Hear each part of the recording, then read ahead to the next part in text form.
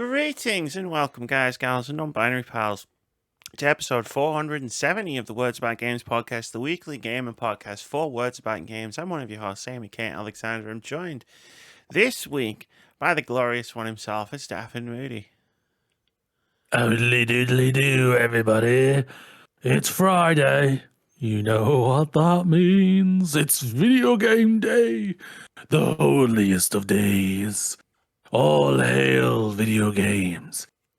Hallelujah. Why did you say that in like a demon voice?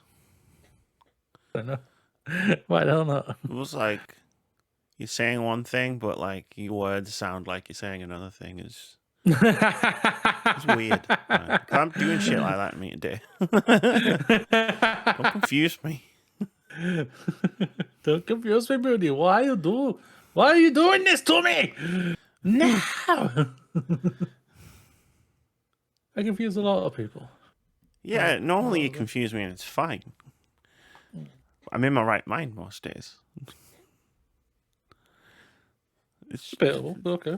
How dare you? How dare you treat me like this today? The trials and tribulations I have suffered just to be here. Okay. Because Vitz couldn't make it mysteriously yet again. You have to go back out for milk. Fuck his milk. I had my tooth ripped out at 8 o'clock this morning. And look, I'm here. He had to travel a long way for it. This It's podcast, the special milk. This podcast is going to kill me. It's what keeps him looking so young. I'm not going to survive this podcast. Not this specific episode. I just mean in general. I'm not going to survive this podcast. Don't worry. I'll leave all the instructions for you and Vitz. I'll be all right. No, I mean to shut it down. Like, I won't do anything to it. take it all. There's no more episodes to start up here, and then they'll be like, "Well, that's what happened to my podcast. I just tweeted out to you guys. Sorry, it's cancelled. Bye." Fuck this. Fuck you. I hate you. I hate all my co-hosts. I hate movies. Yeah, basically, yeah. Scared one off. Haven't spoken to the other two for a long time. It's weird how that happens, isn't it? Now I just know it's me, so. Well, you haven't scared me off. Yet. I'm here. I could have very easily just been like, no, Moody, let's not do a podcast this week. But then I was like, no. That's true. No, you know what? I need one normal thing in my life. One normal thing in your life right now. And then you were like, what's your topic? And I was like, fuck off. You want me to think? No, that's not how this works. I'm just turning up, Moody. That's all I'm doing. This is all you. This is all you. The last time is now I'm letting AI take control to this episode. The last time I thought of a topic at the last minute, I didn't have a head full of painkillers and a mouth full of blood, and we had to not publish the episode, so I'm taking my hands fully off of the wheel. Guy who can legally drive can drive this podcast today. I'm not allowed to drive. It said so on the form. That's fair. Apart from So yes, to clue everybody in what the fuck I'm talking about, like I had a really nice board game day with a few people on Saturday. Absolutely lovely time. We went around to Avril's house, Elfie, for people who are from back in the day. Sat around her kitchen table, which was like her chairs was so tall and the table was so low that me and Paul couldn't get our legs underneath the table. Oh my god! But apart from that, that would drive me crazy. Had an amazing time. It was great. She lives out in like a village somewhere, so like you get that clean air. You know that clean air that you're not used to. Like you probably are because you lived in the middle of nowhere for like 2 years or whatever it was. But it's that. Yeah. I had pretty clean air. Yeah. It was great. Loved it. Don't know what the fuck happened the next day. Pain. Pain began. I thought, it's fine. I'll ride it out. Like, I'm sure it'll go away. Didn't go away. Got worse. Yeah, it never got does. worse. Got worse. Yeah. And then, like, I called up the 111 service, because you can't just walk to the dental hospital and say, hey, can you take this tooth out? That's not a thing anymore. And literally went through all these questions on the 111 service. And then at the end, she taps on a keyboard. And I got nothing against the person I talked to, very lovely person. But she taps on a keyboard and she goes, yeah, sorry, we don't have any emergency appointments. Here's a couple of phone numbers for some places that you could call to get one. And then had the audacity to say, good luck. And then hung up, and I was like, you fucking joking? Good luck? Good luck? So I rang like 4 dentists before one was like, yeah, we could see you on Thursday at 8, whatever the fuck, 8:30, I think it was, when they opened. And I was like, cool, I'll see you then. So I go do that. So I've been in. This is the first, actually, with the painkillers like kicked in now. Like, my head's all foggy, but this is the first time I've been pain free for 5 days. So that's good. And It's good. But then I had to go to the dentist, get my tooth ripped out, and you think, go home and rest now. No, because I already had a doctor's appointment at 11 o'clock. Oh God. So I go to the doctor's right after. You had a day and a half. Slept the entire afternoon and woke up to a message from you being like, what's your topic? And I was like, I can't. Life. Why? Life is my topic right now, Moody. That is. So what is life? To preemptively answer your, how are you doing? Shit. Shit. That's fair. That's a long way to get to saying shit. Shit. But no. Shit with context, though, right? I was like, I'm going to give the full context, but shit is the answer. No, well, I'm sorry to hear that. I am sorry to hear that. It's fine. And I hope you do feel better tomorrow and after this podcast and everything and whatnot. I'm going to bed after this podcast. Like, Hell I'm yeah. pulling a Vitz. I'm going to be like, down and out, baby. Yeah. Except it probably won't be, because, again, as I mentioned, I slept all day. So good luck sleeping tonight, right? Depends how really, if the, Fucked. I fucked it. Everything's fucked. You fucked it. You fucked it all up. Yeah.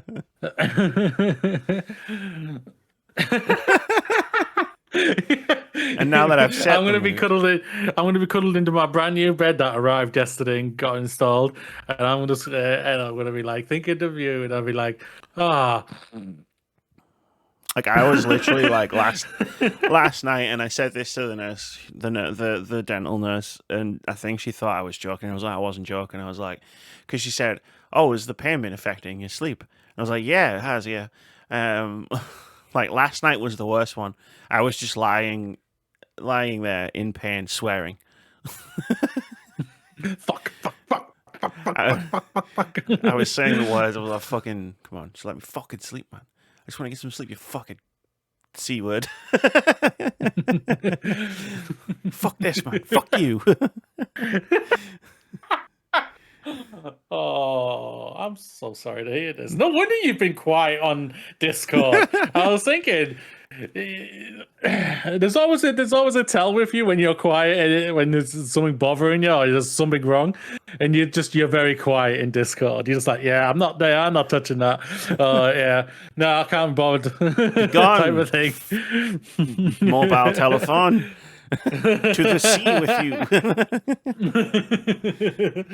I barely have the patience for you, but I'm fit and healthy. That's true as well. That's true. That is really true. You're just like, yeah. I have no patience for you today, so fuck off. More or less. Yes. Oh, bless. That's it. That's my week. Bless. That's my week summed up. No, I'm sorry to hear that. Hey, I'm glad you had a fun time at Everill's. It helped. I did. It was like the one good memory, and then all shit. It all went to hell since then. Yeah, it all went to shit. It was just like, this day was a perfect 10 out of 10. I can't ask for much more. Clean air, beautiful people with great conversations, meaningful, nice time, playing board games. I'm guessing that's what you were doing. Yeah, playing board games, good food. I'm guessing you had food and drink and everything like that. Food and drink, yeah. It was... Yeah, and then I went home to and had a nice sleep and woke up to a nightmare. Do you know what? Silent Hill. That's what's done it. Silent Hill cursed me somehow. Silent Hill F cursed you, did it? Must have done. That's how Silent Hill Speaking works, of that game, it arrived. Hey, how long did it take? I forgot to tell you. I haven't played it yet. It is installed. It arrived. What day are we? Thursday? Yesterday. Yeah. Shit. It arrived yesterday. I love how we had that talk last week where it's like, you mean I'm going to get to it before you? And I was like, yeah, probably. And I'm like two-thirds of the way through it. Yeah. That's like, I shouldn't have said anything. I won't lie. Cursed yourself. See, Silent Hill. Yeah, I did. Yeah.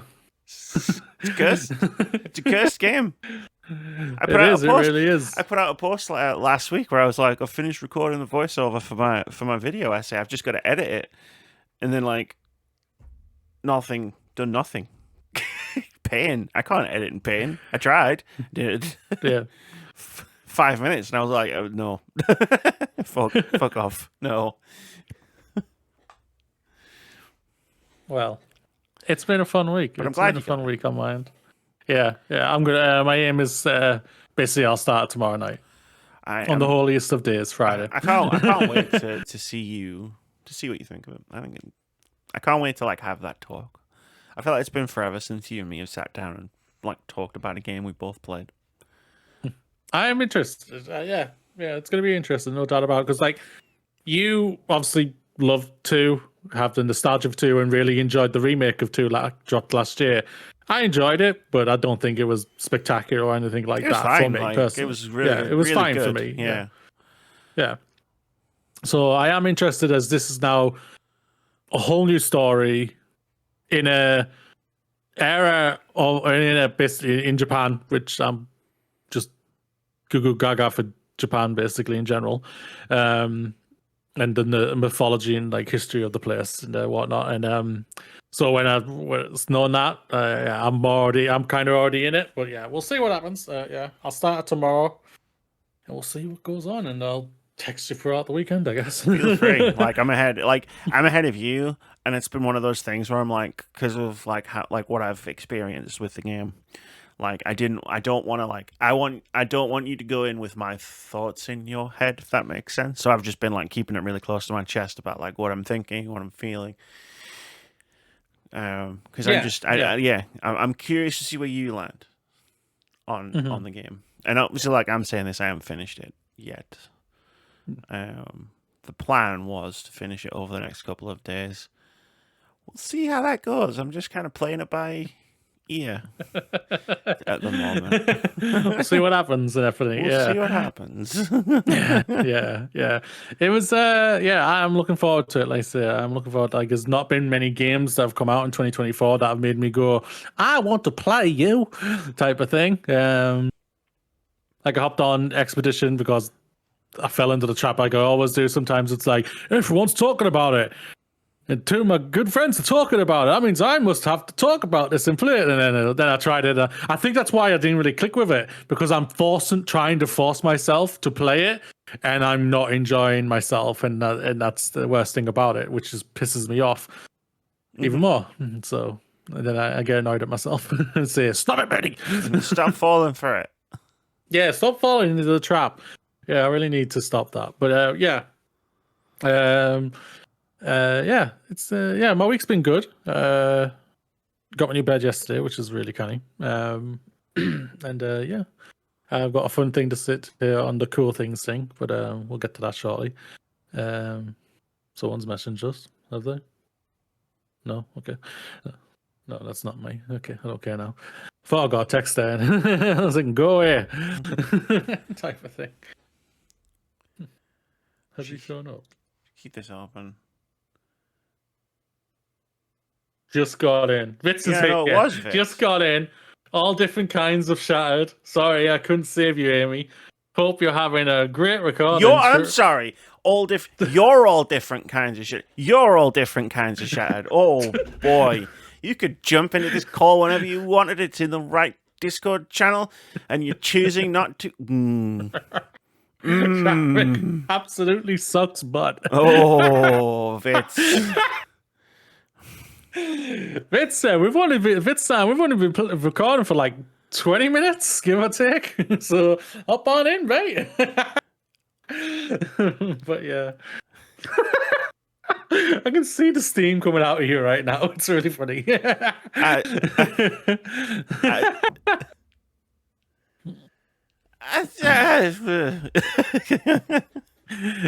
Should reply. I hope the milk was worth it. I thought of a topic. 10 reasons why Vitz sucks. Give me 20 minutes to put together a PowerPoint presentation.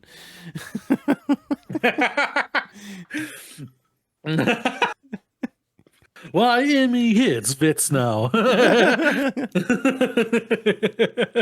Maybe it's the painkillers talking, but I feel like I've never been this personally insulted in my entire life. And not saying something because I've tried my hardest sometimes.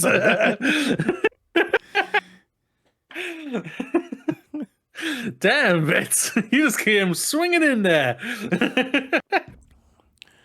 I'm tired. I get that. Driving for going to get that milk out. It's tiresome. It is tiresome. I feel really bad. We'll see. It's had a hard day, Moody. It's had a hard day. Hardest day of all of us, I'd imagine.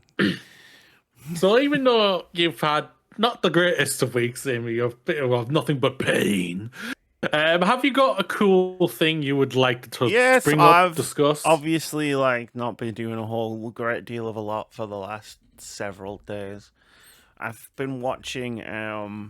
So one of the things I like to watch for entertainment value is, like, ghost hunting stuff on YouTube.com. You could probably there's a very short list of ghost hunting channels I actually enjoy because I think they put out good stuff, and then a huge list of this is just entertaining because it's hilarious, even though they don't think it's not supposed to be hilarious. But I've been watching this one channel this week pretty much religiously because it's just easy to watch. It's like that. It's in that realm of I can just watch this and I can half pay attention to it and enjoy it while I'm out of my fucking head. And it's called The Side Eye Guy, who watches other paranormal YouTube channels, and he's this British guy that lives in Australia, and he just points out how ridiculous everything is. What's fake, which all of it. And just and bringing that sort of that British humor, you know what I mean? That you and I are accustomed to and intimately familiar with, that Americans are not. And generally, Americans don't understand humor in general. So. Yeah, but no, it's been fun to watch. Just going through his videos. He just published one yesterday about an old Most Haunted episode, and it's oh, I've seen that, and then just watching him take the piss out of it, and it's I love it. I love it because basically that's how I watch these things anyway. I'm just taking the piss out of it in my own head, but now it's someone's verbalizing it on the screen in front of me. It's my new favorite way to watch some of these channels. It's always nice just to find that one thing that you can just switch on and it's just going to be I'm going to have a chill time right now. Yeah, and I'm in that sweet spot where it's I've just found the channel this week, so I've got all the stuff I can just go through oh, that looks interesting. Oh, and I haven't seen any of it. So that's good. I've been enjoying that quite a bit. That is very good. I like watching people debunk ghosts. Well, isn't that difficult? So no, it's not. It's really not. You ever watch any of these shows? No. The shit that they've pull out, they're ooh, they've got this REM pod. They call it a REM pod. And ghosts will interfere with the electromagnetic field around it, and then so if there's something nearby it lights up and stuff, and it's just a theremin. It's a musical instrument. And they have walkie-talkies and smartwatches and all this stuff that gives out electromagnetic fields because it's electronic equipment. and then they're like surprised, and then but when it goes off, it's definitely a ghost. It's definitely not the fact that someone's wearing an Apple Watch. Like, it's definitely not because like they're in a house with electricity, with electrical wires running through the building. Like, but they seem to get really excited when these things light up. If an Apple Watch went off, they'd probably be thinking Steve Jobs has come back. Oh, they're great. Like my favorite trash paranormal, and I almost like feel bad about using the word trash, but my favorite trash paranormal channel is Midwest Ghost Hunter, because I think he's secretly making a parody channel. Like, the shit that goes on in his videos is just like, this is a parody, right? It has to be. But people have asked him if he's making a parody channel of like other ghosts, and he refuses to answer the question, which just in my mind says, yeah, it's a parody channel. Yeah, definitely. Knows exactly what he's doing. It's definitely a parody channel if you're not answering the question. You're just avoiding it now because everyone's just, he's like, oh shit, they're on to me. I just won't answer it.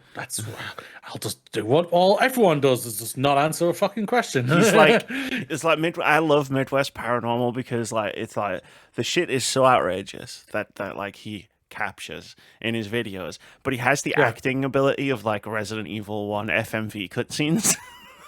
Oh god. And it's that combination is just like, I fucking love this. Unironically love this. It's great. But then it helps when you don't believe in ghosts. Does kind of help. I won't lie. I watch way too much paranormal YouTube content for someone who doesn't believe in ghosts. Might have to might need to bring into an intervention or something now. No, what I want to do is I want to go and do some fucking ghost hunting because I think it'll be hilarious. Like, I think that would be fun. Do an IRL stream. Carry a pack and everything, video recorder and everything, just walk around. There's plenty of places in the UK that are haunted. Yep. Just bring a few people, have a good laugh. I think it would be a fun hangout. It's not the painkillers talking. Moody, what's your cool thing this week? Imagine bringing Vitz. Imagine bringing Vitz to one of those. It just occurred to me. It's like, what if we make this a Words About Games thing? There's probably like a haunted castle somewhere the three of us can go to.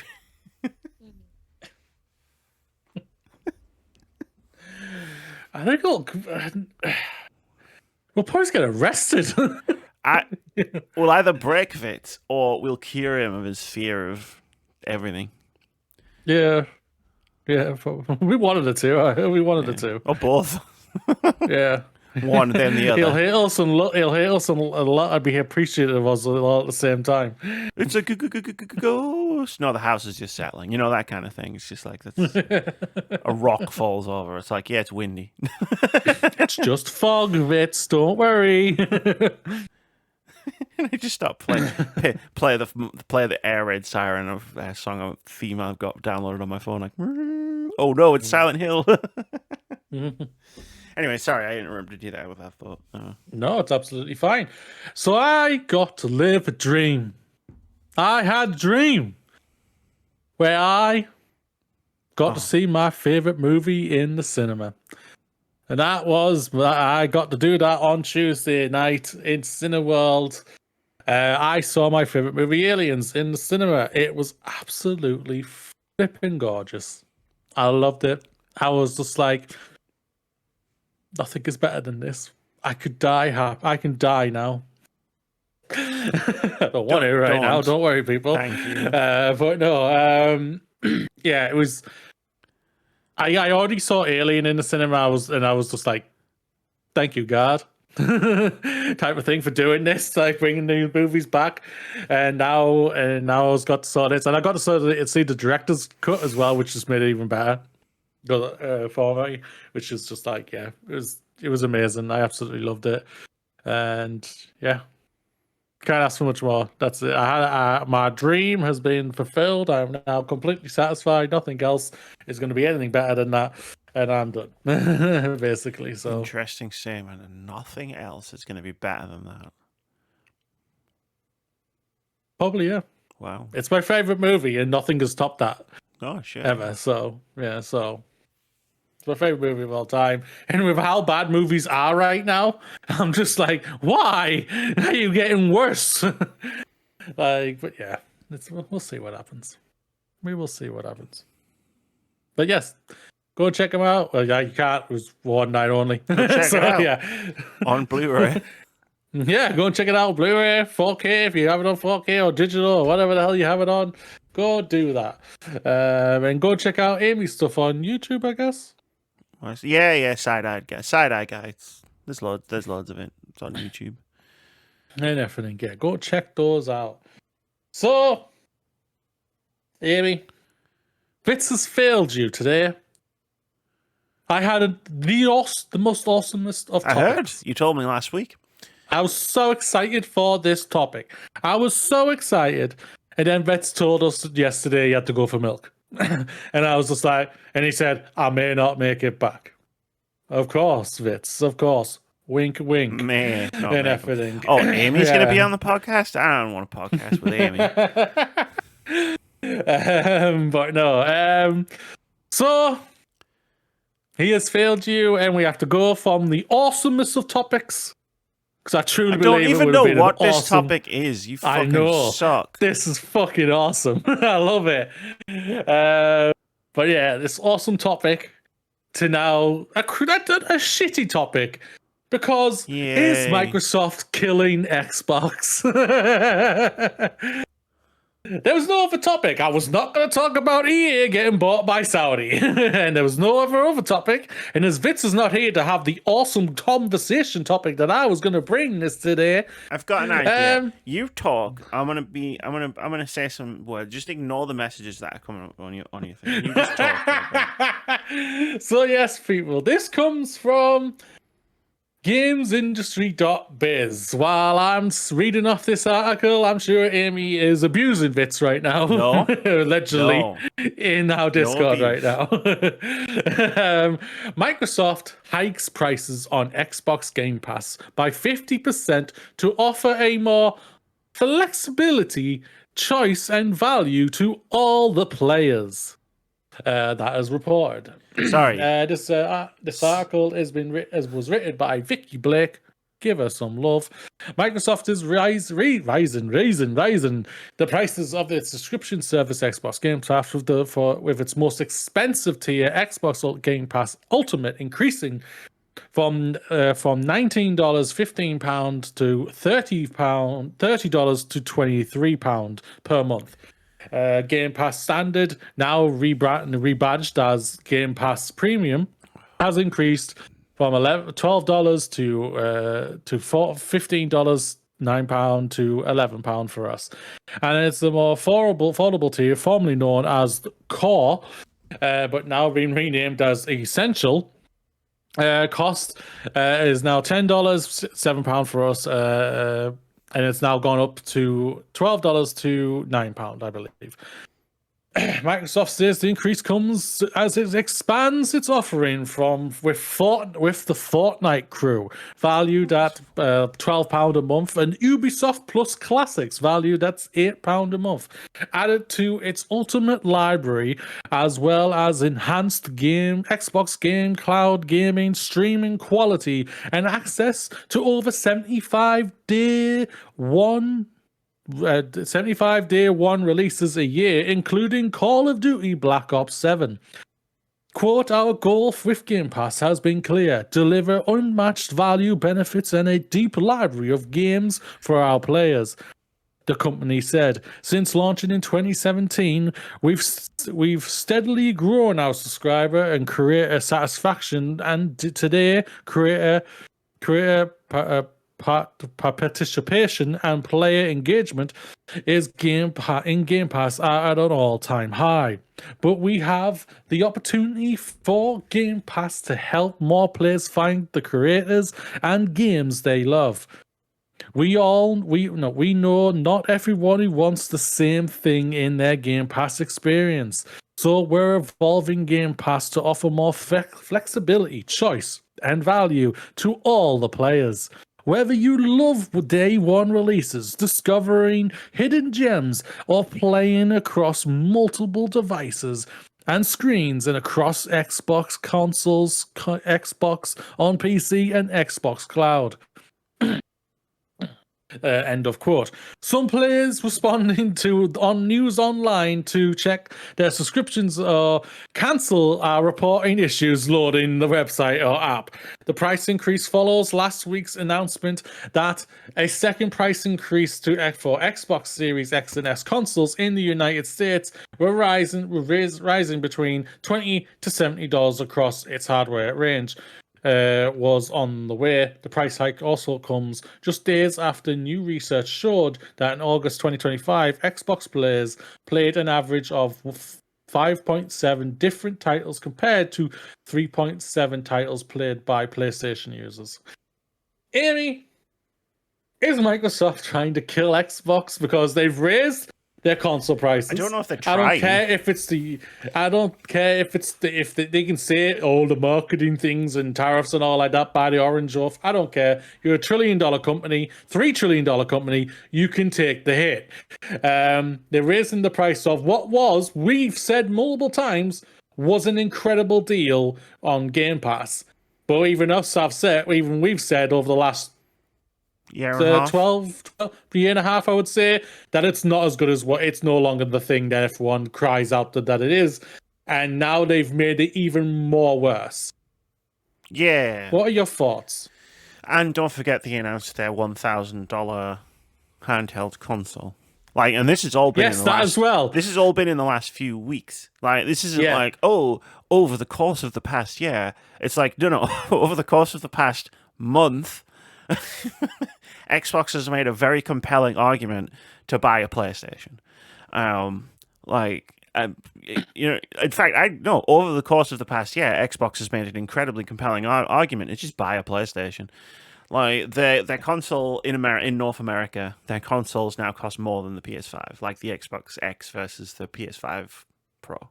The PS5 and then the Pro versus the other tier Xbox, the digital 2 terabyte Xbox Series X, I think it is. And then like their handheld is $1,000. Like I think this is it. I think that is the most outrageous of the three things that I feel like gets buried because it's come between the consoles are more expensive and Game Pass has doubled in price.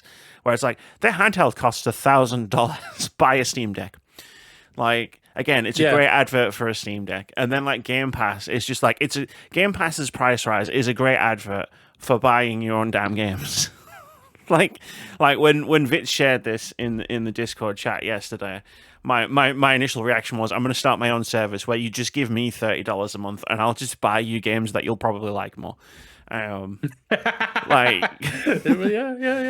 I will use my vast knowledge of video games to just buy you games, and I guarantee you'll have a better experience. Like, I mean, the fact that, like, I mean, for starters, the big headliner that they've added to Game Pass for this to coincide with this price rise is Hogwarts Legacy. So, fuck yourselves on that regard. But like these people throw around the term added value. It's like, well, they've added so many things like Ubisoft and Plus and Fortnite Crew and all these other games. You get this extra added value that you have to pay for. If you have to pay extra for it, it's not added value. That's not what added value is. It would be added value if you got all this stuff for the same price. So like, that might just be semantics. That might just be me being pedantic. That might just be me being on an incredible amount of painkillers. But that is just how words work. Now, as far as like, is Microsoft trying to kill Xbox? I don't think they're trying to kill Xbox. I think that's just the side effect of the strategy that they're currently adopting, which is like, we talked about this a few months ago, which was Microsoft is currently throwing billions upon billions of dollars into a black hole called AI. They need to make as much money as they can to keep feeding this bubble, which will eventually burst and hopefully take the whole company with it. But the way they're going to have to do that is by making everything else more expensive. You need to pay more they need people to pay more money for everything. And like Game Pass, like, obviously we've been talking a lot about hardware because of tariffs and stuff, which I think has kind of made us all a bit blind to the fact that, of course, they were going to raise the price of Game Pass like at some point this year because they were going to have to. I think well, they raised it 14 months ago, so sorry for putting in there. So that was the last time they raised it, and people weren't happy then either. I think the scope of the price rise is absolutely like I think you can get away with incremental price rises on subscription fees. It's like the analogy of the frog in boiling water, right? It's like you just turn the temperature up just a little bit every now and again, and the frog doesn't even notice it's being boiled alive. But like what Microsoft have done is they've just turned it like way too fast, and I think that's what's caused like the mass rash of cancellations for Game Pass. It's like in America they've doubled the price of Game Pass, like $360 for a year of Game Pass, bro. I promise you, if you take that $360 and just buy video games with it, you're gonna have a better time. Like I cancelled. I had Game Pass for a month this year because there was like 3 games that I played back to back to back that were on Game Pass that all came out within a short space of time. So I was like, I'm gonna do that because that makes financial sense to me. But like for the most part, like last year, I cancelled Game Pass, not necessarily because of the cost of Game Pass, but because being tied to this subscription service was making me enjoy games less. Like we have had this discussion before, so I'll just give the Cliff Notes version of like I was prioritizing things that were on a subscription service over games that I actually really wanted to play because I felt like I had to get my money's worth out of the monthly fee that I was paying. And then once I cut that monthly fee out of my life, it was like, oh, now I'm playing games that I want to play. Like, oh, a game has come out? Sick. Like, I'm going to buy that and play that, right? Or like, oh, I'll play something older because like right now I really, like last week when I was like, I really fancy just playing Resident Evil 2. Right now, so I'm going to do that. Whereas if I was subscribed to Game Pass, I'd be like, oh, but I'm paying this money for Game Pass. I should really play something on Game Pass. Like it's this toxic mindset that seeps in to like that like can just ruin games for you if you let it. But like before the BTS boycotts and stuff, I would still like consider like subscribing to Game Pass if there was like a few games that I wanted to play and just doing it for a month. Now, with the price rise, it's like, no, like, sorry, no, like, come on, man. Like, $30 a month, like, most of the games in Game Pass don't cost that much to just buy. And how many games are you realistically playing in a month? Like, if Silksong is cheaper than $30, are you going to finish Silksong in a month? That, Like, it's a long game. Yeah. It's like, you're going to be paid. Now, I don't know where Silksong lands in their tiers. I'm guess it's guaranteed it's in the ultimate one, but I don't know if it's in standard and essential, premium and standard. It's definitely essential. The top one. I don't like. It's such a new game, and obviously, like this is the other thing about Game Pass specifically is so fucking confusing the way they've deployed this. But the thing is, they're doing the same thing as what PlayStation was. PlayStation was confusing as well, but PlayStation don't put all their eggs in that basket. Well, it's like it's there for you if you want to use it, great. But this one, they have thrown. They've stated on many occasions this is they're all in on this Game Pass thing and whatnot. And but no, yeah, it's like like one thing I think what's made them do this again is that one, I think they were obviously not happy that they got massive kickback when they started hinting at maybe, oh, we're going to go to $80 for a game when they tried that with what's the game? Outer Worlds 2. Outer Worlds 2. Thank you very much. Even Call of Duty isn't $80. Like they thoroughly like realized how bad an idea that was. No, but that's why I think they've also went okay. But why they've raised this price because they're just like, well, okay, this one's not as big as an $80 game, you know what I mean, type of thing. That's, but it still just makes it. It's but then they say they're giving you all of these things, but they've clearly one thing that I was saying last year, and I'm pretty sure I was saying this last year. Call of Duty in Game Pass has not worked. Never was how they wanted it. We had this. I remember we had this podcast discussion last year when they announced that they were finally putting COD in Game Pass, like the new one. And it's like, but it's such a value negative proposition for anyone who plays Call of Duty, because like, what, you going to pay like a subscription fee to have access to a game you could just buy? And like, so many people buy COD and nothing else. It doesn't make any sense for anyone to subscribe to Game Pass, except for like maybe people who like to play the campaign and subscribe for 1 month to play the campaign and then dip. Like, and that's the problem I think Microsoft is bumping into with Game Pass. Like, when it was cheap, when we were calling it the best value deal in games or whatever the fuck a few years ago, like, we even said like, eventually it's not going to be a good value, but like, so enjoy it for now, and eventually, like, you know, it's just going to be something that we either can stick or cancel. But like, people are treating it like I treat streaming services, where it's like, there's something on there that I want to play, cool, I'll subscribe for a month, play it, and then bounce. You know, like I recently subscribed to Paramount Plus for like 2 months to watch Star Trek, and now I don't subscribe to Paramount Plus anymore because there's no new Star Trek, and I kind of regret subscribing. But that's a whole other story. But that's the thing. It's like Game Pass will, like, Call of Duty on Game Pass will drive subscriptions for 1 month, and then those subscriptions will go back down.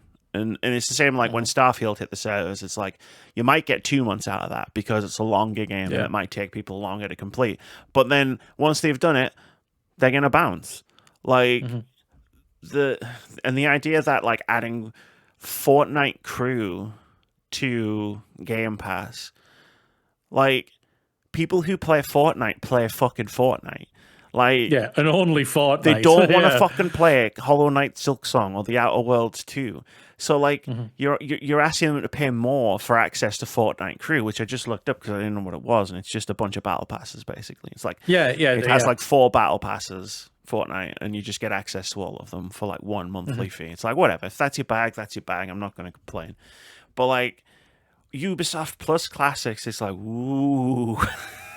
I can play all of the Assassin's Creeds. Like, bro, I got an Xbox. Have all of those. I've got an Xbox 360. I went to CEX the other day, and like, they're all like £1. Like, just buy a 360 for like 60 quid, and then like buy all the Assassin's Creed for like a tenner. Well, you don't even have to do that. Like, you don't have to buy a 360, say, if you've got an Xbox One. Or if you've already got an Xbox, you just... Or an Xbox Series console, because they are backwards compatible. You just need the discs and everything. But no, it's just... I just think it's like... They were hoping that Call of Duty would whack it up, and it obviously didn't. And our numbers of going that was stifling like crazy, if not probably going down. And now going off how this has completely been received... their website completely crashed yesterday, where a lot of people were canceling their subscription. Good for and you. Everything. Like, and I mean, I'm someone who's turning into a Luddite. You know, I'm going back to physical games. I'm going back to collecting DVDs and Blu-rays, like, which I'm gesturing at a giant. Like, it's impressive how big this collection has grown in just such a short space of time. But like, just buy things. Don't the idea of like Game Pass as being like some, like, even like PlayStation Plus, which you mentioned, like, it's a little confusing, but like 3 tiers kind of like, you can sum them up really easily, right? Like, you've got the bottom one, which gives you like a couple of games every month and online multiplayer access, and then you've got the middle one, which gives you access to the library of games, and then you've got the top tier, which is for classic games like, you know, Dino Crisis, like PS1, PS2 classics that are available, and some PS3 ones as well. But even then, it's like, you can just buy the classic games. Like, they sell the classic games separately from the subscription. It's like, all of the games that are on Game Pass, you can buy them, and like, a lot of them have been out so long, you can probably just wait for it. There's a Steam sale right now. You could just wait for a sale to buy them cheaper on the platform of your choice. And like, the idea that you have on-demand access to them, I don't think necessarily is as valuable as just waiting for a sale and buying something if you feel like it. You know what I mean? Yeah. My hope is that this will make people start buying physical again to a higher extent and whatnot, because like, this is like, they're making it so unappealing for gamers out there. Like this is the thing about it. They like.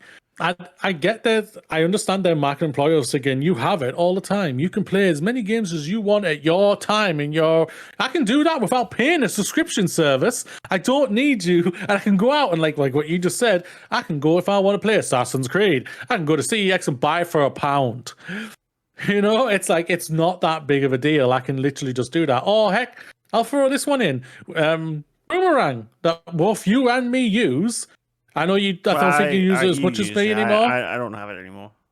Yeah, right now, but even like that, I think is a far better deal than this because one, I dictate what I want, and I know it's all on the it can be a mixture of if I get the game on time or something like that. Like what happened with Silent Hill F with me this week, because they said they posted it, I didn't get it until Wednesday, which is more on the mailing side than anything. I can't really do anything about that, but. Excuse me. The thing is, like, Xbox have just... They absolutely shit in the bed. Or Microsoft shit in the bed with Xbox, like I said. They are like killing Xbox and whatnot. But I just think it's even more funnier that their three faces of Xbox are nowhere to be fucking seen. They are so quiet and out of the way that they don't... I think they're rarely on social media now. And they are so quiet and they're just like, yeah, this ain't gonna go down well. We're staying the fuck out of the way of this. And like, I remember us, what was it, 10 years ago and everything.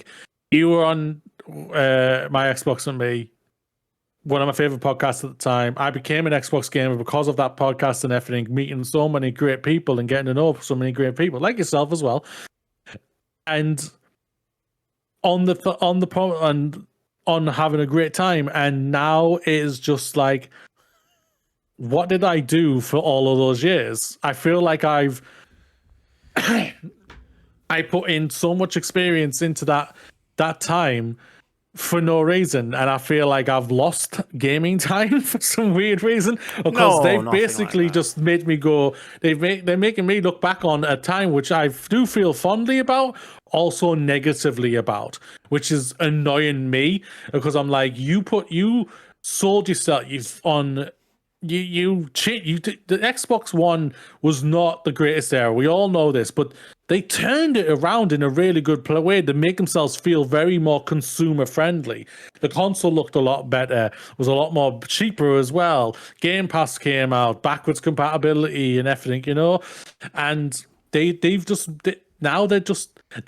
what PlayStation started to do at the back end of PS4, where they started to be a little anti-consumer with certain things, and now they're just like, yeah, we don't care. We are for the elite gamers and for the bloody middle class and higher and everything. Which middle class employees will die after the budget in November, and then it's upper class, and then it's only them and the rich who's. This is meant to be a hobby.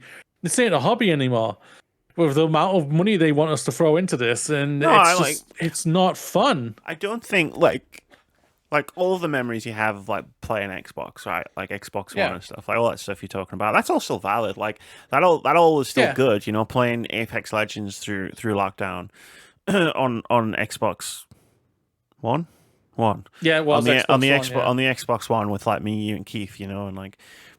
All the memories I have of playing Overwatch with, like in the competitive like thing with Foxes and Mark and everybody else, like all that's still relevant, and it does suck a bit because like obviously getting rid of my Xbox completely has like cut me off from some of the games that I bought on there. You know, like I had to rebuy Elden Ring on PS5. You know, I don't own Alan Wake 2 anymore, for example, because it's on a console I don't have access to. And that is an annoyance, but like I just getting rid of the Xbox was one of the best things that I could have done. Like technically I downgraded it, you know, like I downgraded it to an Xbox 360, and like 3 full shelves of Xbox 360 games later, and that probably cost about as much as a year of Game Pass. and that's only, there's a couple of rare ones in there. Like I got the Silent Hill game and Lollipop Chainsaw that were like quite expensive, but like I bought 2 games the other day for £2. You know what I mean? And that's like on a whim, right? You just see something, it's like, it's £1, whatever. It's £1. I'll play it at some point. And like I just think like it's easy to get stuck in certain like, oh well, you know, I've had Game Pass for so long. It's what I've relied on for so long, and I get it. But you can change your gaming habits to to get more enjoyment out of it, right? It's like, oh yeah, and I have, dig out an old TV and plug a PS2 into it. You know what I mean? Like, you can just make a switch to PlayStation. Well, maybe it's not. And this is a bit harder because of the current economic climate. Like, make a switch to PS5. PS5 is super expensive as well. But like, there's like making changes based on stuff is cool. And like, if you take the money that you were putting into Game Pass and put it in your pocket, just put it to one side and buy some games, like with it, like over the course of the next year, you're gonna have a great time. Oh, there's no doubt. I do agree with that. And it sucks for Xbox because they're not going to get your money anymore. But yeah, because we're just buying secondhand. We're not buying from the thing. But that's just what makes it even worse, because they are actively pushing gamers, their player base away, where they, we know, like, Andy Cortez said it yesterday on the podcast on the Kind of Funny Games Daily. I watched it because I wanted to hear their opinions on it. And he had Paris on and everything. And he put down a date, and I hope he's wrong about this. But we all know it's coming. Microsoft are going to do more layoffs soon. We know it's going to come. We don't know if it'll be the end of this year or it will be the beginning of next year. You know what I mean? We know it's coming and everything. January. Yeah. So which just Studio so they're doing all of this. They're raising everything. And because they're going for all in on AI and everything, it's just makes it more again because of what, like, the thing. What hurts me is that I'm no longer a gamer. I'm a developer. I work in this industry, and the damage I've seen it do to people is mortifying. I know people. Yes, we weren't owned by Microsoft, who were from my old company, who are still looking for a job now, who have not found one. One forgot one and then was laid off again 2 months after that, which was just disgusting. When I heard that, I was like, fucking hell, are you absolutely kidding me right now? And this is what, and they've sacked off thousands of people, and we know they're going to do it again, and they want us to be okay with them. They're saying all these things. This is for the quote unquote give the best deal in game. Your best deal in gaming is not good enough because you are firing so many people who are probably who are going to leave this industry, where you're going to damage this industry. Your thing of saying Phil Spencer of I want this industry, I want to be sustainable in this industry. You're killing this industry. Like, you're killing the AAA area. Like, and it's not just them. Like, we know other companies are doing this done, right? Like, give it 5-10 years, EA is done. Yeah, like, we've got all of these companies who are big AAA developers who are killing their area, and like, and then we've got the big one coming next year, which it's probably going to be £100. We know this, and that's going to cripple the industry even more. Yeah. Yeah. I didn't want to give him the name. Sorry. No, it's fine. I was like, "What the fuck is he talking about? That's cheap." Yeah, the big one next year. I thought you were talking about hardware. I was like, "That's really cheap, £100." No, which is going to sell incredibly well, which is going to embolden all the other AAA companies to try that. You could sell GTA for £100. Yeah, you could sell Pokemon for probably quite expensive as well. But like, you can't sell. Like, you'll have a much harder time selling Fire Emblem for that kind of money, or fucking Doom. You know what I mean? Like, and those aren't small franchises. So, like, at the end of the day, like, you've got to be able to afford your hobby, and that's true. And if you can't afford, like, I mean, it always sucks to think about like the damage that's being done to develop. I'm just going to pivot away from whatever that point was that I couldn't think of. Like the damage being done to like game developers and game development studios and stuff. It's been rough. It's been rough for a couple of years. It continues to be rough. GTA isn't going to save the industry when it comes out next year, and I don't know. It just makes it makes it hard to be in that space. Like, you're obviously a game dev, and I'm just a dipshit with a microphone, as I've always said for 10 plus years now. And it's just like it sucks to be like, to be someone who's into this hobby and like play a game and enjoy it and know that like half the people who made it are probably going to get fired regardless. And I think it's one of the reasons I've kind of pivoted away from new games, like in terms of like making YouTube videos, away from new games to talk about old games. Yeah. Because there's no damage there, right? The damage is you can't play this game anymore because it's trapped on the Sega Saturn and it costs £600.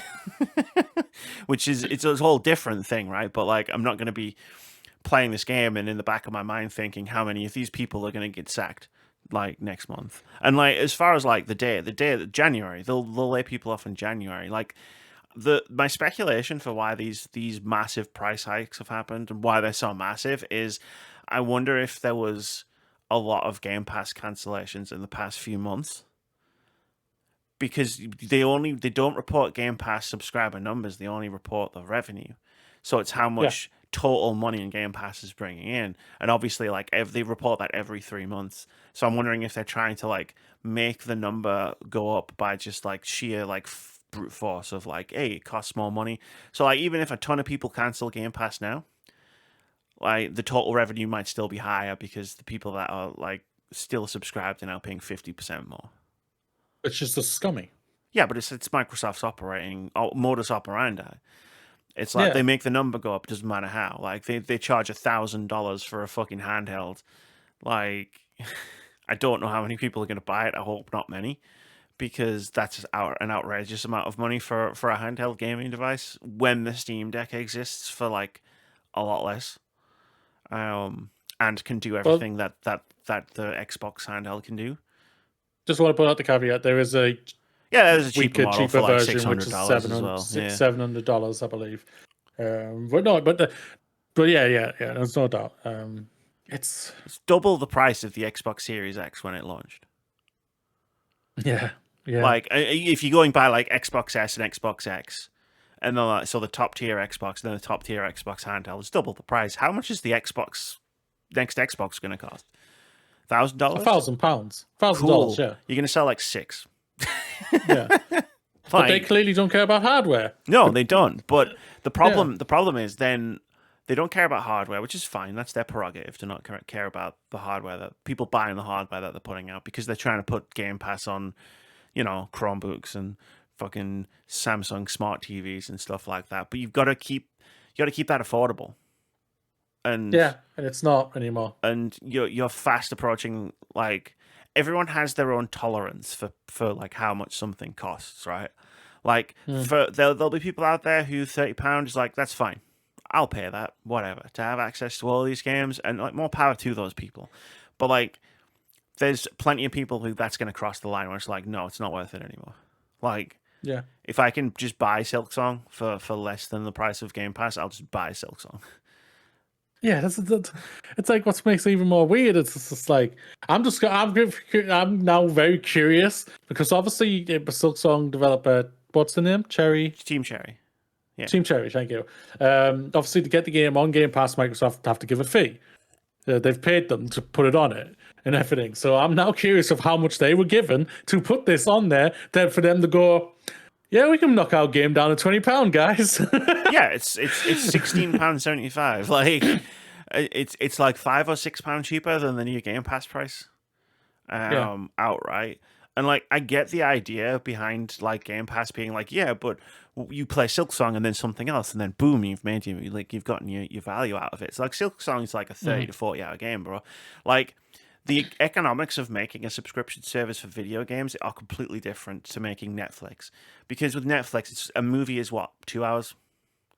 say, Yeah, like on yeah. average, a 2 hours, movie yeah. is like 2 hours long. So you can do that in a Now movie. 90 to 2 hours, yeah. You can get your money's worth out of Netflix by accident, by not even trying very hard, just by like Oh, say definitely, watching yeah. like 1 or 2 films a week.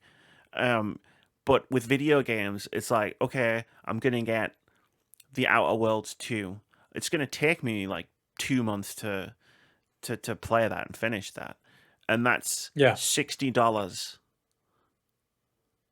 to get that game and play it. And it's like, cool, if you'd spent an extra 10, you could have just bought the game outright and then had it forever. And like nobody's playing enough games, I think, to justify the cost of Game Pass outside of like real enthusiasts, people who game a lot. Like I could probably get my money's worth out of Game Pass even at $30 a month, because that's how much time I spend playing games, but only if I was exclusively playing games on Game Pass. That number's not high enough. Yeah. And it's like That number, the price, money isn't necessarily, or like the amount of games that you have access to isn't necessarily the part of the equation that makes this all fall apart. It is time. The amount of time you have to play a game is the part of the equation. And I think it's similar to like the big gold rush around live service games. It's the part of the equation that studios are ignoring. Like you can't have 50 live service games all running concurrently, because every single one of them requires too much time to play more than 1 or 2. yeah. Like we've stated on many occasions that there's too many games. Too many games are too long now. They're getting longer and longer, and it's just taking up too much time. Where I'm just like, yeah, if over this number, I'm probably just going to be backing up for you, unless you really capture me, like like Infinite Wealth last year. That was a 90+ hour game, and I was enthralled in it. But that's a franchise I love and I'm a big fan of and everything. Which is fair. But you've got to enjoy a game to put that much time into it, right? It's like, yeah, definitely, yeah. The novelty of playing a bad game kind of wears off pretty quickly. But when that all happened, I had the time then. I don't have the time. Even more now. And everything. Yeah, it's like where Infinite Wealth, you finished it in a few weeks last year. Now it would be like, oh, this is my summer. You know what I mean? Like this is my entire summer is playing this game. And I think that's the part that where Game Pass's value proposition falls apart, right? It's like, because unless you're playing non-stop like 5-hour games, you're probably not going to have the time to get the value out of Game Pass to make it worth doing. Which sucks. And again, that's on top of the fact that in the last month, they've raised the price of their console. They've raised it. Like we made that joke with Vitz in the chat where it was like, oh, well, at least I won't need to buy a PS6 like until a few years after launch. And it's like, no, you have to buy it at launch, because otherwise it's going to cost more money. Yeah. That's the thing about it. Like the cheapest prices at launch now. Like I get where people, I understand certain argument I saw was that their competition is no longer PS5 and Switch and everything. Yeah, that's fine. I get that. We know that.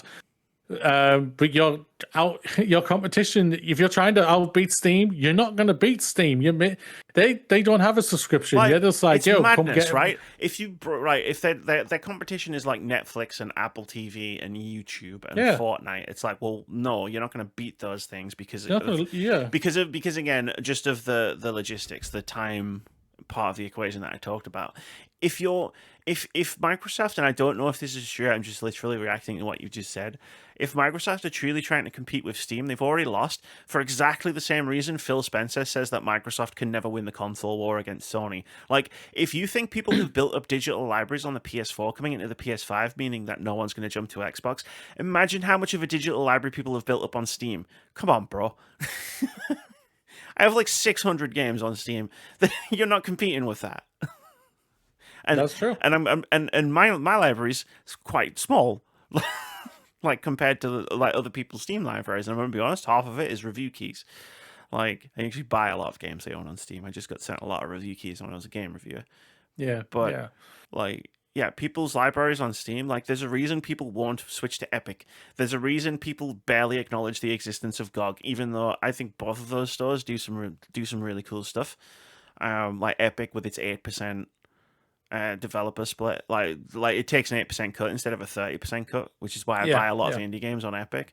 And GOG has a lot of really cool classic games with like the mods that you need to get them running, like on modern hardware, which I think is really cool. But like when you've got 1,000 games in your Steam library, it can be hard to even just move over to a different PC digital storefront. And if Xbox thinks it's going to compete with that, then they're not. I don't know how else to say it. No, it's not going to happen.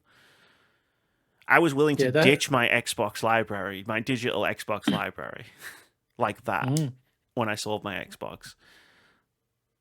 And Elden Ring's one of my favorite games, and I just bought it again. Yeah, that's the thing about it. We can just go out and buy it again. Like I had Life is Strange True Colors on Xbox. I'm pretty sure I 100%ed it. You did? Yeah. I carried that thing with you to CEX and went, here, take it. Yeah. Give me money. Yeah. I was there, Gandalf. Yeah. It was, good times. Good times indeed. But yeah, it's let us know, everybody. Like Microsoft, like they are just they're killing Xbox. Their leadership is nowhere to be found. They're literally hiding. Their strategy is non-existent. Like if anyone says this is part of a strategy, like no, disagree. There's no strategy involved in this. Like they bought all of these studios to make Xbox a strong brand, to make Xbox the place to play, and then immediately pivoted to being a third-party publisher. Like if that doesn't tell you that they don't have any idea what they're doing, I don't know what will. Like especially in conjunction with everything that they've done in the last month, like they don't know what they're doing. They're just trying to make the number go up with and instead of like go playing the long game, making a strategy, they're just pulling every lever that they can. And in the short term, all of these things will work, like to make the numbers go up. In the long term, like I think you put bets on who goes first, Xbox or EA. Yeah, as that Saudi movie, probably I think probably EA, EA because Xbox has Microsoft money behind it, so they can fail a lot more than EA can. But like, I don't think Xbox is going to be around in 10 years. I'd put the bet on the Microsoft Xbox goes before EA. EA's got the Saudi money. The Saudis want to make themselves they've got look the Saudi cool. money, but it's the same kind of deal as like Toys R Us back in the day. It's like it's great because they bought the company with the company, but once all that debt comes due, which I think is like $20 billion, it's like they've got to pay the $20 billion back, and like they're not going to have $20 billion. That's it. It's done. We're over. It's game over. Like EA is a dead company that is currently doesn't realize it's dead. And that fucking sucks as well. Like, I'm not just being glib about it. Like, a lot of cool people work at EA, the EA studios and stuff. And I feel really fucking angry for, like, what those people are currently going through and what they're going to have to go through in the future because of this absolute fucking bullshit. And the fact that Andrew Wilson still gets to be CEO of EA is just fucking despicable. That man is a piece of shit. And this whole situation is absolute fucking bollocks. So like, don't necessarily think I'm being glib about it because I find like it's just awful and I hate it. I agree. Let us know, everybody. Do you think this is good what Microsoft are doing? I'm actually intrigued. I don't think I've seen anybody try to defend this. I think everyone's like, even Paris. One kind of funny, who's like been nothing but the starkest defender of Microsoft, is like, yeah, this ain't a good deal anymore. And I'm just like, you poor bastard. I saw his soul leave his body yesterday. I thought it was bad when I was on an Xbox podcast. Like we were in because when I did it, like it was like the Xbox One generation. Like we were just in the fucking thick of like no games, no hope, no prospects, and I thought it was bad then. I can't imagine being on like my Xbox and me now and just having to deal with this shit every week. Yeah, I feel for them. I feel for anybody who's a Xbox fan. Like seriously, do what you feel like is best. And on the flip side of that, like if you still want to be an Xbox like fan, you still want to be in that ecosystem because like all your friends are in it or whatever. still want to buy games on it. You still, that's totally valid too. Like, don't let like all of this kind of discussion going around make you feel lesser or invalid because you want to be a part of the Xbox ecosystem. Definitely. Yeah, I think you nailed it there. Like, don't, even though we are disgruntled with Xbox or Microsoft in general, that's just a us thing. If you are happy with the library you've built, the friends you've built there, and everything like that, and whatnot, we're not telling you must cancel and get rid of your Xbox. I will never tell you to do that. You do what you feel is best for you. All right, and everything. So. Well, that was it for my topic, Amy. Let's get to the halftime show, and I'm sure by that time you'll come up with a topic, right? What's good, everyone? I'm Vitz Patel. Guys, gals, and non-binary pals, let's go. It's time for Pixel Pop Star,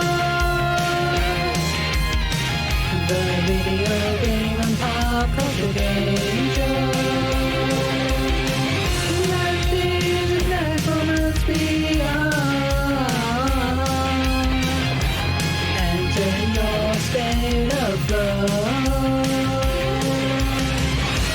Catch Season 2 of Pixel Pop Stars on Twitch and YouTube at Vitz Patel. And we are back. Hope you enjoyed hearing about Pixel Pop Stars Season 2. I at least hope you're not sick of hearing about it yet. Don't worry. Things are coming. Changes are afoot. Eventually. But for now, let's do something cool. Not that Pixel Pop Stars is cool, I'm not implying that it's not. Just let's do something else that's cool, which is Indie Game of the Week. This is something we do every week where we talk about a cool looking upcoming indie game that we think looks cool, we think you should check out, and maybe even wishlist if you like the look of it. If you like indie games, if you scroll down to the description of wherever you're choosing to listen to and or watch this podcast, you can find our Steam Curator page, where if you click that link, you'll get a big list of every indie game of the week we've ever done, which is well over 150 indie games at this point, and there's a Steam sale on. Which means a lot of the games that are on that list that are out are on sale. So, if you're looking for a way to spend that $30 a month that you're not spending on Game Pass, you could probably pick up a good amount of really cool indie games that we have recommended over the course of the last few years. And let's throw another one on the pile. This week's indie game of the week is called People of Noah. Let me read you some of the Steam store description. In this turn-based RPG musical, join Cadence as she recruits an ensemble of musicians on her quest for stardom. Experience turn-based combat like never before, where each battle is a musical performance with evolving combat conditions and genre-bending mashup attacks. There's more on the Steam page. You should go and check it out. It looks cool. It looks interesting. Like the stage, the name of the game, pun. Yeah, love a good pun. You do like a good pun. You always have. You've always liked a good pun. There's no doubt about that. But yeah, the combat looks interesting, being in like a blend of music and turn-based combat. I'm looking at the graphics, I'm looking at the screenshot, the art style right now. It looks really cool. The UI looks cool. Looks like it's got it's one of those turn-based systems that's got the timeline along the bottom, along the screen, so you can see hey, here's the order of attacks and stuff. It looks like a very cool game with a 2026 planned release date. Lock it in, people. Be cheaper than Game Pass. I feel confident in saying this game is not going to cost as much as Game Pass. But yeah, no, go check it out. Click that link; it's in the description. Wishlist the game if you like it. Wishlist your games, peeps. It's great for developers, which is something we like to bang the drum on here. But it's also good for you. If you need a selfish reason to do something, you get emails when the game comes out, and you get emails whenever it goes on sale. I will never not know when there's a Steam sale because my inbox will fucking explode. Every single time. Hey, did you know these games were on sale? Like the scene in Terminator where she holds the fence and it's just great value. deals. Like, Bit dramatic, that, but okay. Sometimes you just gotta go for the dramatic imagery. You gotta do what you gotta gotta do. what you gotta do. Speaking of you gotta do what you gotta do, normally this would be the part of the podcast where we talk about our second topic of the week. However, as you might have heard, if you listen to the first part of this podcast, Amy's got a big hole in her mouth, and not her mouth itself. She's got another hole in her mouth. So we're gonna jump straight to OpenCritic Head-To-Head, and then we're gonna call the podcast. So it's probably gonna be the shortest episode we've done for a very long time. With Amy, by the way, with Amy. No, we're on track to be a lot shorter than you, Vitz. No, that's true. No, but we normally go along when it's you and me. That's all. That's so. We normally do, yeah. Normally I can talk, but you know what? Like, I had a tooth taken out. I'm on a lot of painkillers.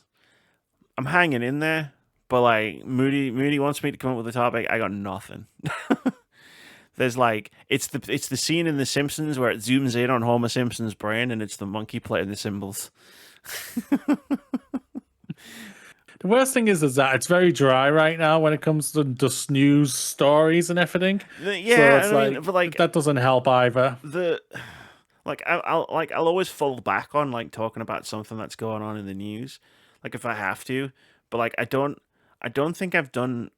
I don't think I've done a podcast topic about anything in the news for like months at this point. Like I'm generally trying to stay away from it because like the news kind of sucks, and like there's only so much you can talk about. Like we could talk about EA and all that shit, but I don't really want to. No, neither do I either. I was very much hoping that Vitz would be here today. And I wouldn't have had to speak about Xbox because we broke our cardinal rule to not talk about the fuckers. And it's the only thing that I was like, all right, I guess we can talk about this. No, I have thoughts, but we probably would have just done this second, right? We probably would have just done your mystery, amazing topic first, and then we probably would have just done Xbox now. No, I just want to state, I think my topic can take the entire episode. That's how great I think this topic's going to be. The last time someone said that to me, I got fucking a surprise game sprung on me. Don't like that. Don't like that. It's not a game. Is it a game? No, it's not a game. Oh, hell. I'm in danger. But anyway, yeah, so that's why the podcast is going straight to the end this week. It's my fault. Blame me. But yeah, so let's do OpenCritic Head-To-Head. This is the game we play every week where we try to guess the OpenCritic average of upcoming games. Whoever guesses closest to the score at the time of recording gets a point. If you manage to guess the score correctly, you get 2 points. Last week, we tried to guess the OpenCritic average of Digimon Story Time Stranger, which I was reliably informed was robot Pokemon. Which I'm not going to lie, did make the game sound appealing. Mm-hmm. I was like, cool, they're Pokemon, but they're also robots? Whoa. I mean, I love sci-fi. One of them literally is a dinosaur and then evolves and into a robot. Literally, AI is taking over him by the end of it. Fascinating. But yeah, we tried to guess that. Moody guessed we get a 75. Vitz guessed we get a 79. I guessed it would get an 80. I've just realized Vitz has finally updated his scores. Has he? Yeah. Because you remember? Holy smoly. Battlefield 6, I said I said he's gonna guess a 6. He's changed it. I didn't even notice that. Holy crap. It finally happened. Damn. Anyway, it didn't help him this time because Digimon Story Time Stranger has an OpenCritic average of 81, which means I get a point. I'm surprised by that, I'm not gonna lie. It's pleasantly surprised because I was just like, yeah, the Digimon games have never been great. Never, like, I don't care what the Digimon fan base is saying. This one's really good. When you get to the server, that doesn't help. You're not helping your cause there, guys. Just so you know that. So like the Digimon games are just like the arguments are all over the place when it comes to it. So if they finally got one, which is good, I'm more proud of them. My optimism for Digimon Story was probably a combination of one, ignorance, because I didn't really know anything about Digimon. Like I know there's a PS1 game because I see it from time to time when I'm looking like at PS1 games in like stores. And two, like, I watch Kyle Bosman. Like, I watch his weekly show, and like, I think he like somewhat ironically like really likes Digimon. So I was like, yeah, I'll just go higher than you two. That's fine. Like, I'll do that.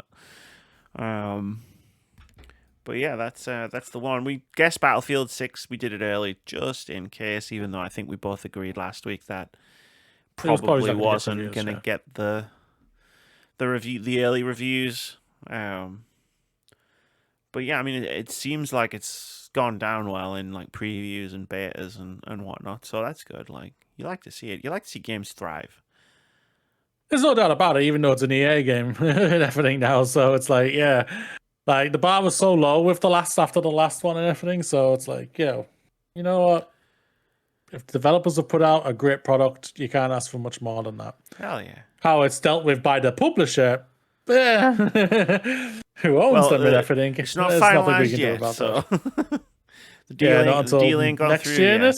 It'll take time. Like, I'm sure because of who's involved, it'll go through. Like, whenever it's due, it'll just go straight through. Like, but yeah, what's Trump's thing? It is Trump's back or cousin like or nephew or something like that. So he's going to be like, yeah, you can go for it straight away, guys. Go for it. Imagine if he just like secretly like he hates this kid and it's just like, no, fuck you. That'd be funny. I think he secretly hates his own kids already, so it's all right.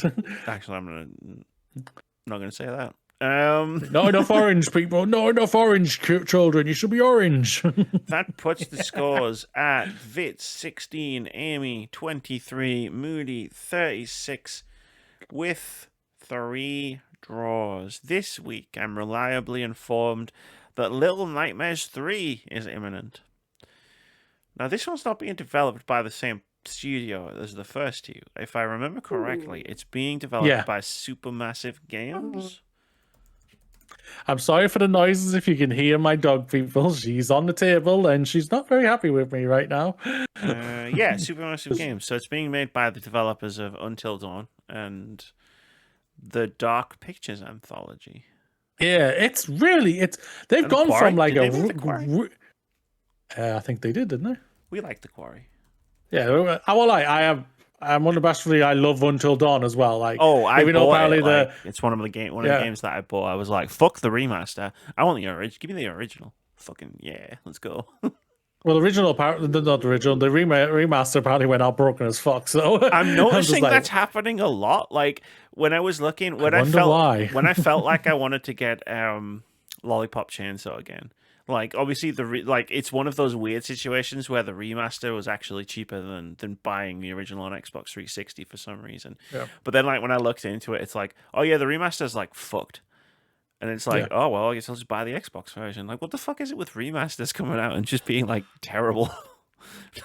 The thing is, it's not just remasters. There's a lot of games that are doing that. Like, I mean, a lot of these big present games, big AAA games, that are just doing that. There's this thing, right, that's been going around for a while about the Unreal Engine 5, and like it seems to have problems with like stuttering a lot, like just in general across like a lot of the like big games that are releasing in Unreal Engine 5, and like I don't know how to take that. I don't know much about engines, so I've never really paid much mind to it, and also I don't play a lot of new AAA games, and even fewer like Unreal Engine 5 games. But I was playing Silent Hill F. Like last weekend, and I was like, maybe there's something to this, like Unreal Engine 5 stuttering, because like the game stutters, like and chugs in weird places, like that you wouldn't expect. Well, that's interesting. I've heard it play. I'm only going off the digitally founded guys that they said it plays really well on PS5, so that's interesting. No. How far did they get? And I've got it in, I stick all my games in performance mode, like across the board. Because I want the smoother gameplay. But yeah, like, and it's not like there's a section of the game in, I'm not going to say where or whatever, but like there's a part where it's like you're exploring a place and then you go outside and there's a lot of enemies out there. Smooth as butter. Absolutely fine. Like, no issues running around all these enemies. Like, I mean, don't get me wrong, like, not smooth. Gameplay, not smooth as butter.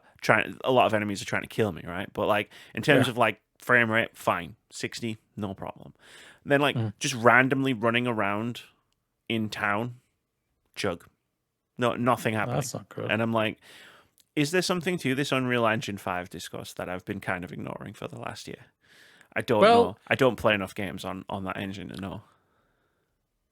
My 2 cents in is this is something I Silent Hill brought 2 up. I did think the it was same thing last year. I remember. it would chug. My 2 cents is it isn't just an Unreal thing. I think it is also a Unity thing. I think it's just an all-engine thing because of how many platforms and graphics card they try to get their game to be optimal on. So I think it's just lack of time. And like Unreal have come out and said that there's a lack of automation testing on their side, which is weird to say. I'm just like, why would you not be having an automated QA tester on your thing to help automate these things, for God's sakes? Like, this is the one thing I would have expected them to know about, to have and everything, because like I always go off what my former boss used to always say. You need automated testers. You need an automated tester to be able to automate the game, to set it up for automation and everything, because it'll help test us a lot more easier, just to be able to find the things that we can't find a lot more easier, because there's just a lot of things that just aren't getting found in games, and thanks to so much like optimization that you need to do because of so many different graphics cards, so many different console platforms, which is like eventually like everyone's going to be going into like the Switch 2 one soon, and that's not a powerful fucking console. So it's like it's just going to be even worse. And I don't think cloud gaming is there to be able to do what they think it's going to be able to do. So I think it's just and it's just a lack of also experience of people to be able to do it. Like, hell, I've said it before, maybe you don't fire all the staff, but guys. Stop firing everybody. But yeah, no, it's one of those things where I was like, is there a point? Like, do they have a point? Just purely like, and it's just purely based on the small sample size of me eventually playing enough games on this engine. Yeah. Because like I obviously don't play a lot of brand new AAA releases to begin with, but it is like, oh, I'm starting to notice a pattern here. So I just thought I'd ask because you know about game dev stuff, and I don't. It's when it comes to the PlayStation side, I'm not 100% on the Xbox side, so because I don't really play on. I test on it, but not as I don't certify test on it as much. Compared to PlayStation, because my experience is more on the PlayStation side. PlayStation right now, I believe they've set their mandate for certification that all games have to be at this certain level of Unreal. So I think it's like 5.6 right now. Right. So like all games that are in development right now have to be under that Unreal tested, or that Unreal software level. So it's like they're getting used to like 5.1, 5.2, and then they're getting told to move straight up to this one, and it's things change so much, and it's like, I don't think it's helping. I know some stuff about that from devs I follow, where it's like you'll not update the engine specifically because you're making it on like a specific version, and it's like you update and then suddenly like it'll break a bunch of stuff. It's the same reason I don't update OBS or my video editor, because it's just like, look, I've got projects on the go, or like, you know what I mean? I don't want to break anything and have to spend like ages like figuring out like the new version, right? So I understand that from a video editing point of view. Oh. I'm terrified of the day I have to. Eventually you're gonna hit a wall. Because eventually like something's gonna break and I'm gonna have to like update, and that's gonna be an interesting day. And it's not gonna update to the next one, it's gonna update to like the year that I've been putting it off, and I'm gonna get all of them all at once. It's gonna suck. But yeah, cool. Anyway, Little Nightmares, that was cool. Like, that was interesting. Like, I just thought I'd ask that question because it's been on my mind since I've been playing Silent Hill F. Little Nightmares 3, though. What are we saying Vitz is gonna guess for Little Nightmares 3? Well, I think we just go with the thing that we did on Battlefield. So I think he's going to pick 3. Yeah. Well, there's the numbers right in front of us the whole time. Yeah, perfect. But what's Amy going to pick? What's Amy going to pick? I have a for a series I don't necessarily really care for, just because of like a gameplay. It's not my kind of gameplay. I have a level of fondness for Little Nightmares because of like that EGX visit where it was there, and I got to meet the chefs, and we got a selfie, and I was playing the demo. I was playing the demo and with the headphones on and stuff, and they had the little raincoat person wandering around the booth. And she threw a fucking T-shirt, which I still have, which I'll wear it next week if I remember. She threw a fucking Little Nightmares T-shirt at me, and like I was like, "What the fuck was that?" Because I was playing a horror game and scared the shit out of me. And then like I turned around, and there was like this cage thing, and she was just stood on top of the cage with the lights behind her and the smoke, and it was the most intimidating thing I'd ever seen. And I was just like, "Thank you." And like for that reason, I have a lot of fondness for Little Nightmares. Yeah. I'm gonna go 78. The games are good. I love, but they're not for me. It's one of those. It's not for me, but I can appreciate the artistry. Yeah, I surprisingly really enjoyed Little Nightmares too. Like I enjoyed it more than you, because I'm pretty sure like we both reviewed it pretty much the same time. We both played it at the same time. I remember that much. Yeah. I never finished it. I think you did. Yeah. Yeah, and I had a lot of fun with it. I'm pretty sure it might have been in my top 10 that year, I think. Yeah, I remember you liking it a lot. Yeah, I had a lot of fun with it and everything, but it's interesting. Like, the thing is about it, like, I've really enjoyed, who's the game? Supermassive games, like Until Dawn.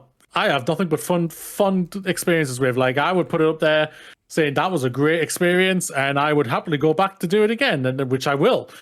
We will, yeah. Well, no, like Quarry. Both of us loved playing the Quarry. Like how we played it was such an incredibly fun time. I can't fault it. There's a role reversal stream in the future, because again, I have Until Dawn. Yeah. Like, we will do a stream where I will control and Moody will shout at me. Yes, I have to get my revenge. Yeah, it's like we did it the one way for the Quarry, we'll do it the other way for Until Dawn. Yeah. Until Dawn was my game of the year in 2015. Like, and I stand by it. It was a great game. You know, Life is Strange, The Witcher 3. I wasn't into Bloodborne yet, so like if I had been Bloodborne, would have been my game of the year, but it wasn't at the time. I get that. So like, but yeah, no, like I loved all of those other games that I loved in 2015, but Until Dawn was the one where I was like, this is definitely my favorite of the year. Yeah, it was such a fun, incredible game. Like I remember watching it when it was revealed at the PlayStation Experience, I believe, in December, when they used to do that. That was an incredible show. When they showed that, everyone was just like, "Oh my fucking god!" And I can remember the audience reaction and everything. And like he was asking the audience, "What do you want me to do? Tell me now," type of thing. And then they obviously did it, and it was such an interactive, fun experience. And then I played it, and I was just like, I love this. Yes, the story does go a little bit weird, but it's a teen slasher movie. Yeah. It's a slasher B movie thing. I knew what I was going in for, and I got what I wanted. It was the same goes with The Quarry. It was a B movie. It was a slasher movie. Yeah. Yeah. It was Friday the 13th. Like. Yeah, it was brilliant. No, my thing with Until Dawn was I didn't really pay much attention to it, because I remember it was a PS3 game when it was first announced, and it was for the PS Move, and then they re-announced it, and I wasn't really paying that much attention to it. And then I went to EGX. This is why I miss EGX, man. Like, I think half of my stories. No, it's not. It's done. It's finished. They cancelled it. Yeah. I didn't know that. But yeah, because they had their over 18 set up, the PS4, and there was Bloodborne, The Order 1886, and Until Dawn, and they had to queue 3 separate times to play each game. But I was sold as soon as I played the demo, even though I got humiliated. Because the demo was the part of the game, you know when you get that massive jump scare? You open the door and the ghost pops up, and it's a huge jump scare. And I was playing the game, I was playing the demo, I was on the demo station, and unbeknownst to me, there was 2 people in suits who I assume must work for PlayStation. Who must have been like checking the booth out to see how things were going. And the guy who was like manning the booth, like from the inside, was must have been giving them the tour and must have seen where I was up to in the demo. Like I was right about to open the door and get jump scared.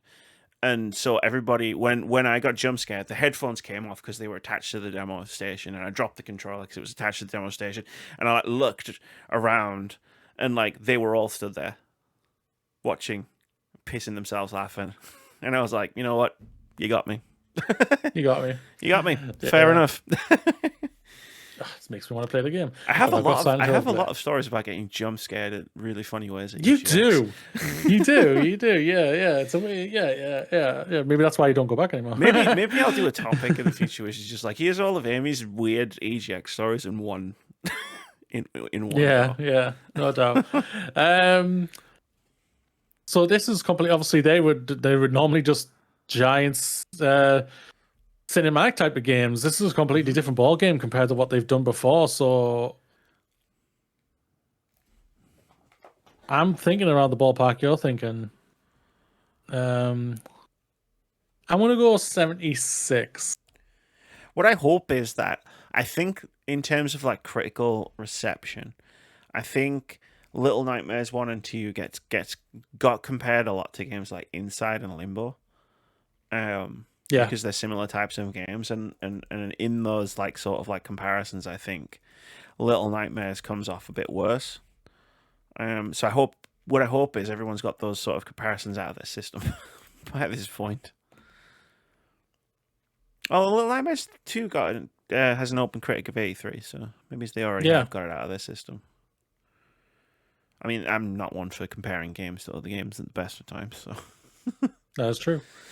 But yeah, cool. That's cool. And hey, look, we got a few discussions out of OpenCritic Head-To-Head. We did indeed. It's like me and you can just find anything like to talk about. Like, you could start reading the phone book, and I'd find something to then segue into a discussion about. I swear. That's what makes this work so well as it does, I think. Cool, but that's going to do it for episode 100. 100. Jesus. 470 of the Words Back Games podcast. I'm tired. My mouth is weird. And I've got a weird taste. That. In my mouth. Let's move on to my time to shine. Hello, everybody. Be proud you made it. Another day is behind you. Another week has passed. Do you want to know what else is you have? That's the future. That's all yours to decide. Let fly your heated fury, because it is time to party.